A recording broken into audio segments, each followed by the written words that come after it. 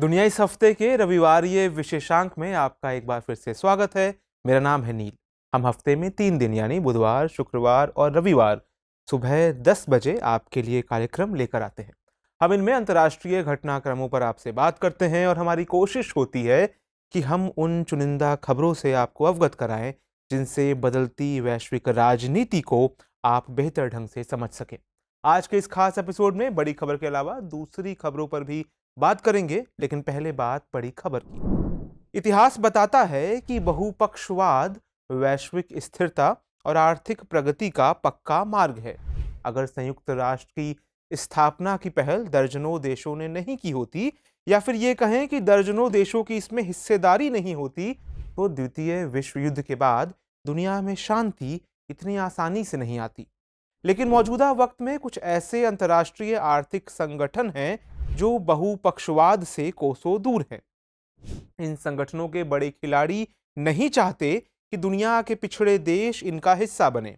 इसका नतीजा ये हुआ है कि ये पिछड़े मुल्क पिछड़े ही रह गए हैं। हम जिन संगठनों की बात कर रहे हैं उनमें खासकर G7 और G20 समूह हैं। जो देश इनमें शामिल होने से महरूम रह गए वे अफ्रीकी देश हैं। अगर आप इन दो समूहों का विश्लेषण करें तो पाएंगे कि इनमें पश्चिमी देशों का दबदबा सबसे ज्यादा है। G7 के सभी 7 देश G20 में भी शामिल हैं। यहां तक कि G20 में यूरोपीय संघ जैसा मंच अपनी मौजूदगी दर्ज करा चुका है। लेकिन यूरोपीय संघ से भी बड़ा एक ऐसा मंच है जो इन बड़े आर्थिक समूहों में शामिल होने से अभी तक वंचित रहा है। हम बात कर रहे हैं अफ्रीकी संघ की, जो बड़े आर्थिक समूहों में अभी तक हिस्सेदारी हासिल नहीं कर सका है।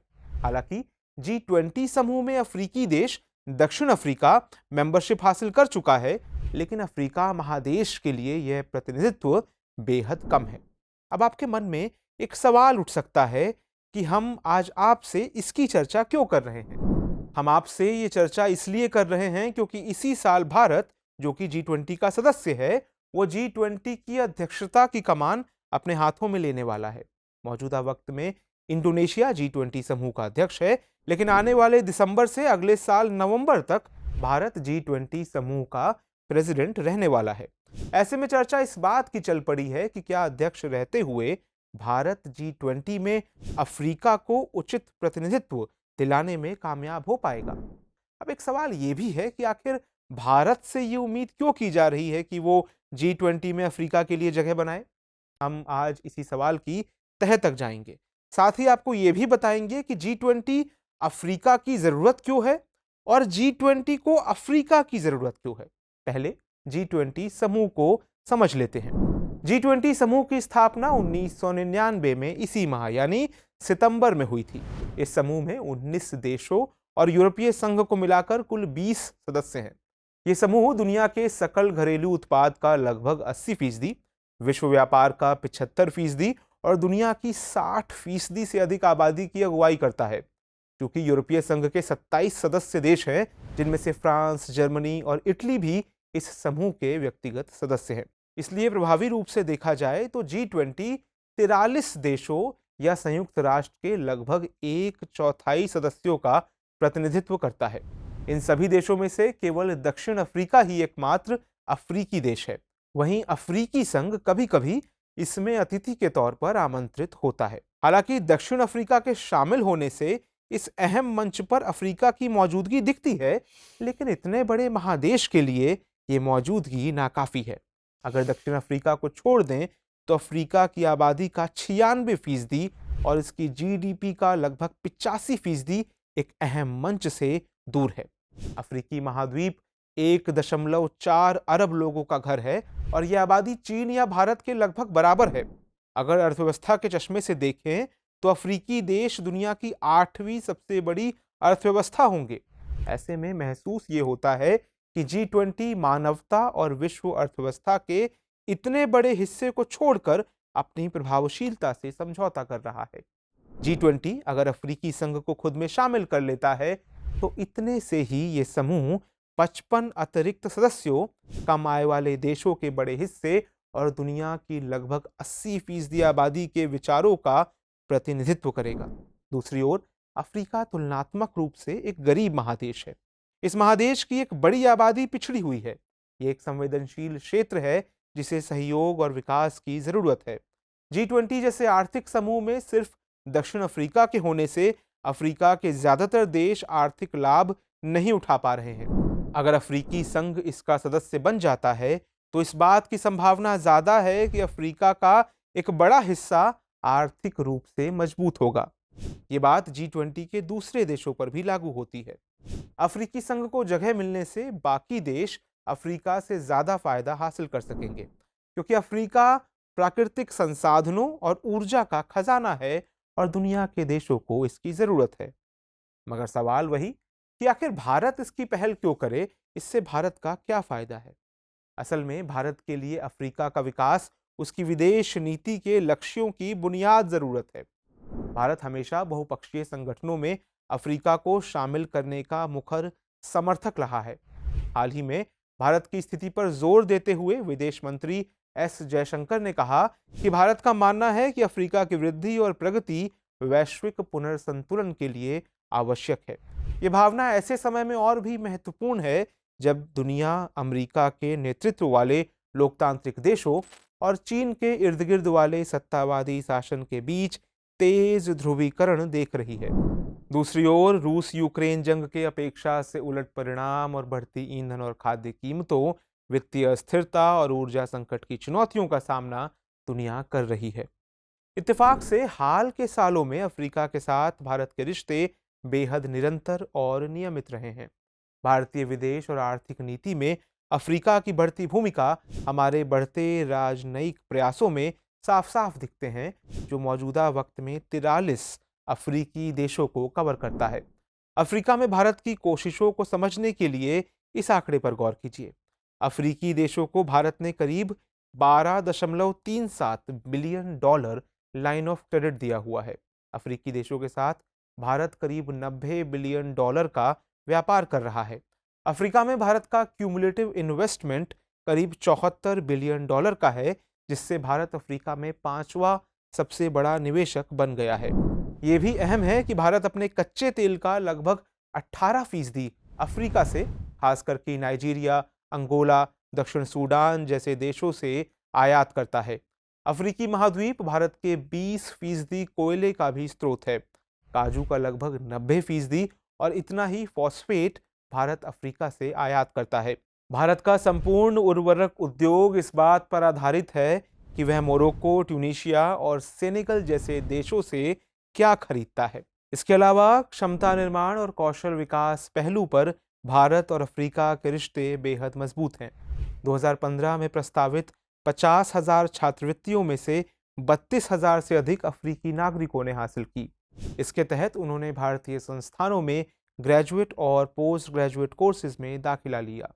मतलब कि अफ्रीका कई मायनों में भारत का एक अहम साथी है। भारत की कोशिश अफ्रीका के साथ जुड़कर उसके विकास में सहयोगी बनने की है। अफ्रीका महाद्वीप दुनिया के सबसे तेज विकसित होते क्षेत्रों में से एक है, जो आर्थिक, सांस्कृतिक और भाषा की दृष्टि से विविधताओं से भरा हुआ है।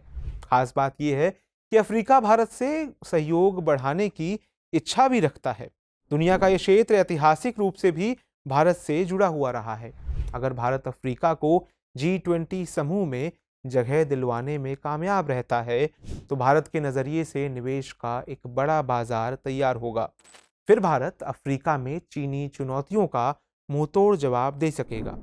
हालांकि G20 में भारत की अध्यक्षता एक मुश्किल वक्त में आने वाली है।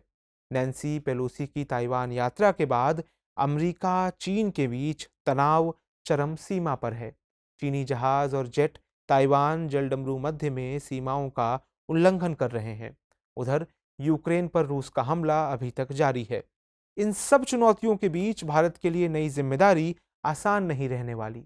हालांकि ये भी उतना ही सच है कि भारत ने अफ्रीका के साथ अपनी साझेदारी को बढ़ाने के लिए अपने प्रयास में कई सकारात्मक कदम उठाए हैं। इसलिए भारत को चाहिए कि अपनी अध्यक्षता में G20 के स्थायी सदस्य के रूप में अफ्रीकी संघ को शामिल करे और इस अफ्रीकी अवसर को भुनाने की पुरजोर कोशिश करे। अब वक्त आ गया है इस खास सेगमेंट दुनिया मेरे आगे का, जिसमें हम बात करेंगे दूसरी अहम अंतर्राष्ट्रीय खबरों की।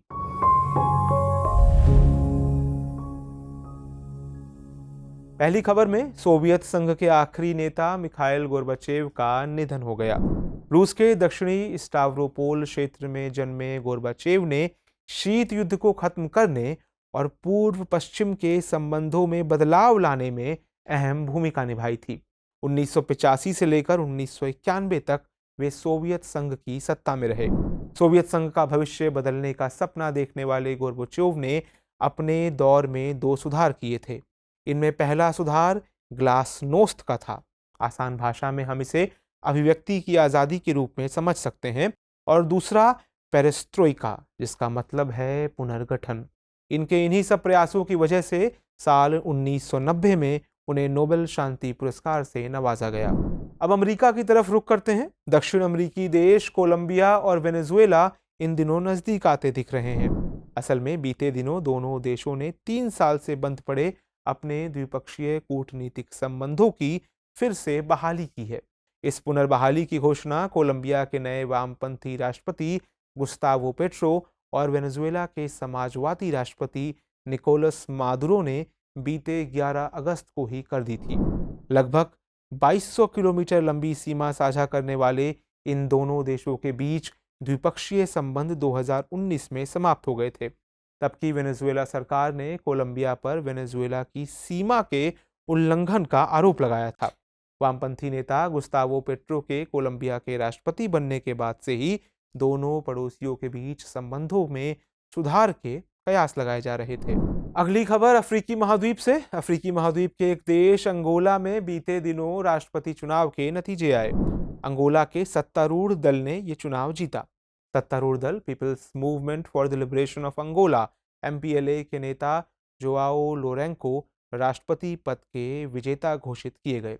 इस चुनाव में उन्होंने अपने विपक्षी दल को लगभग 8% की बढ़त से हराया। अटलांटिक महासागर से अपनी तटरेखा साझा करने वाला अंगोला अफ्रीका के दक्षिण पश्चिमी हिस्से में है। ये Congo, democratic Republic of Congo, Zambia और नामीबिया के साथ अपनी सीमा साझा करता है। उधर जापान इन दिनों अफ्रीकी देशों में दिलचस्पी दिखा रहा है। बीते दिनों ट्यूनीशिया में अफ्रीकी विकास पर 8वें टोक्यो अंतर्राष्ट्रीय सम्मेलन का आयोजन हुआ। सम्मेलन में जापान ने अफ्रीकी विकास के लिए $30 बिलियन की वित्तीय सहायता देने की घोषणा की। उन्होंने आगामी 3 सालों में अफ्रीकी खाद्य सुरक्षा को मजबूती देने की बात कही। इसके अलावा उन्होंने संयुक्त राष्ट्र सुरक्षा परिषद में अफ्रीका को स्थायी सीट दिलाने पर भी जोर दिया। साथ ही उन्होंने लंबे वक्त से सूखे से जूझ रहे हॉर्न ऑफ अफ्रीका के लिए एक विशेष दूत नियुक्त करने की भी बात कही। जापान अपने इन प्रयासों से अफ्रीका में चीनी प्रभाव को कम करना चाहता है। तो इन सब खबरों के बाद आ जाते हैं आज के सवाल पर। सवाल है, G20 जैसे आर्थिक समूह में अफ्रीकी संघ को स्थायी सदस्य बनाना किस प्रकार भारत के लिए हितकारी साबित होगा। आज के दुनिया इस हफ्ते के एपिसोड में इतना ही। हमारा ये कार्यक्रम आपको कैसा लगा और इस कार्यक्रम को लेकर आपके क्या सुझाव हैं, कमेंट सेक्शन में हमें ज़रूर बताइएगा। हमें आपकी प्रतिक्रिया का इंतज़ार रहेगा। नमस्कार।